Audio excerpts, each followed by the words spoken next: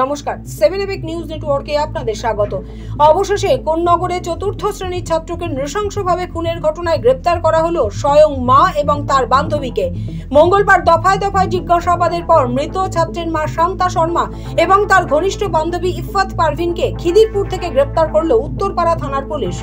উল্লেখ্য, চলতি মাসের 16 তারিখ সন্ধ্যায় নৃশংসভাবে খুন করা হয় চতুর্থ শ্রেণীর ছাত্র শ্রেয়াংশ শর্মাকে। কোন্নগরের আদর্শনগরে ঘরের মধ্যে থেকে উদ্ধার হয় তার রক্তাক্ত মৃতদেহ। খুনের কাজে ব্যবহৃত একাধিক জিনিস ছড়িয়ে ছিটিয়ে পড়েছিল ঘরের মধ্যেই। মৃত ছাত্রের বাবা পঙ্কজ শর্মা জানিয়েছিলেন, ব্রুটালি মার্ডার করা হয়েছে তার একমাত্র পুত্রকে। উঠে আসে সাইকোপ্যাথ কিলিং এর তথ্য। অভিযোগের ভিত্তিতে ঘটনার তদন্তে নামে চন্দননগর পুলিশ কমিশনারেটের নেতৃত্বে উত্তরপাড়া থানার পুলিশ। তারপর কেটে গেছে 4 দিন। তদন্তের স্বার্থে ফিঙ্গারপ্রিন্ট এক্সপার্ট, ফরেনসিক এক্সপার্টদের সাহায্য নিয়েছে পুলিশ। গতকালও ফরেনসিক টিম বাড়ি থেকে নমুনা সংগ্রহ করে নিয়ে যায়। প্রতিবেশীদের জিজ্ঞাসাবাদের পাশাপাশি বালকের বাবা পঙ্কজ শর্মা, মা শান্তা শর্মা এবং তার প্রতিবেশী পম্পা শর্মাকে জিজ্ঞাসাবাদ করা হয়, কিন্তু মূল অপরাধী কে ধোঁয়াশা কাটছিল না কিছুতেই। নৃশংস এই ঘটনার অভিযুক্তকে শনাক্তকরণের জন্য অধীর আগ্রহে অপেক্ষায় ছিলেন প্রতিবেশীরাও। আর আজই জানা যায়, কথায় অসঙ্গতি থাকায় মৃত ছাত্রের মা এবং মায়ের এক বান্ধবীর মোবাইল থেকে সূত্রের খোঁজ চালানো শুরু করেছে তদন্তকারী অফিসারেরা। আজ ফের থানায় ডেকে মা শান্তা শর্মা এবং তার বান্ধবী ইফফাত পারভিনকে জিজ্ঞাসাবাদ করে পুলিশ। আর দীর্ঘ জিজ্ঞাসাবাদের পর অবশেষে ছাত্র খুনে তার মা এবং তার বান্ধবীকে গ্রেপ্তার করল উত্তরপাড়া থানার পুলিশ। আর সন্তান খুনে মায়ের গ্রেপ্তারিতে স্তম্ভিত হয়ে যান এলাকার বাসিন্দারা।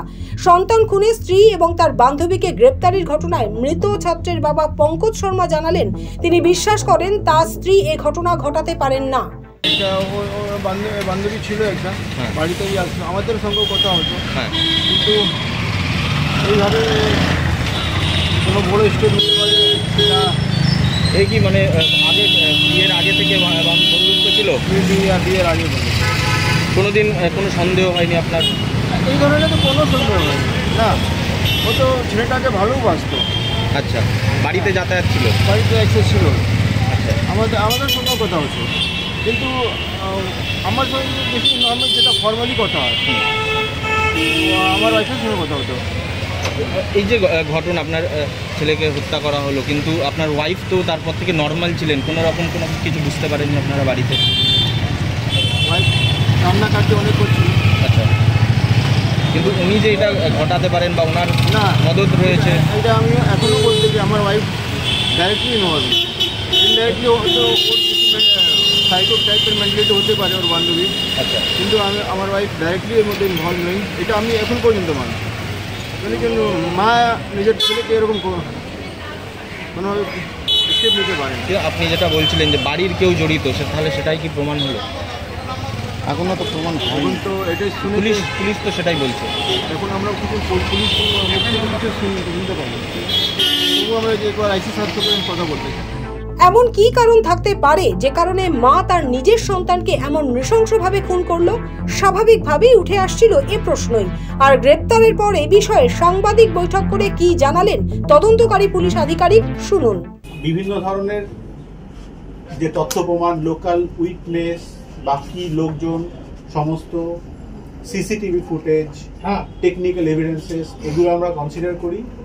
পিওর এক্সপার্ট দিয়ে আমরা ফিঙ্গারপ্রিন্ট এক্সপার্ট, তারপরে এফএসএল থেকে এক্সপার্ট সকলেই এসে এক্সামিন করে তথ্য প্রমাণ কালেক্ট করেছেন। সেই তথ্য প্রমাণের ভিত্তিতে প্রাইমারিভাবে যতদূর আমরা ইনভেস্টিগেশন এতক্ষণ চলেছে, তার ভিত্তিতে আমরা দুজনকে আজকে অ্যারেস্ট করেছি। ইফফাত পারভিন নামে এক মহিলা, তাকে খিদিরপুর থেকে, এবং শান্তা শর্মা, বাচ্চার মা, এই দুজনকে এই ঘটনায় জড়িত সন্দেহে অ্যারেস্ট করা হয়েছে। কারণটা কি? কারণটা বিভিন্ন তথ্য প্রমাণ, পারিপার্শ্বিক যেগুলো সার্কামস্টেন্সিয়াল এভিডেন্স, মুভমেন্ট প্যাটার্ন, ঘটনার স্থলে উপস্থিতি, এই সমস্ত কিছু দেখে আমরা যেটা পেয়েছি যে ইফফাত পারভিনের সাথে শান্তা শর্মা এনার অনেক পুরনো দিনের বন্ধুত্ব ছিল তো, এবং দিনরাত কথা বলতেন তারা নিজেদের মধ্যে, রাতেও মাঝে রাতে এরকম আমরা পেয়েছি উইটনেস থেকে। এবং রিসেন্টলি ধরুন কনজুগাল লাইফে যে কোল্ডনেস, এই তথ্য প্রমাণটা আমাদের কাজে আসে সেই ব্যাপারে, এবং বাকি সমস্ত যে তথ্য প্রমাণ পেয়েছি তার থেকে আমাদের ইনভেস্টিগেশনে এই দুটো নামই উঠে এসেছে। আর কেউ কি জড়িত আছে?